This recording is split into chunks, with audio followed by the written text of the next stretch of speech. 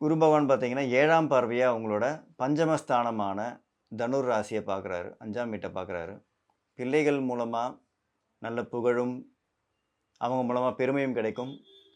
குழந்தை இல்லாதவங்களுக்கு குழந்தை பிறக்கும். அதுக்கான வாய்ப்புகள் கிடைக்கும். இந்த ட்ரீட்மெண்ட் ட்ரீட்மெண்ட்ல இருக்கிறவங்க, இந்த ஃபெர்டிலிட்டி சென்டர்லாம் போறவங்களுக்கு எல்லாமே பார்த்தீங்கன்னா, நல்ல பலன்கள், நல்ல காலகட்டங்கள் இப்போ.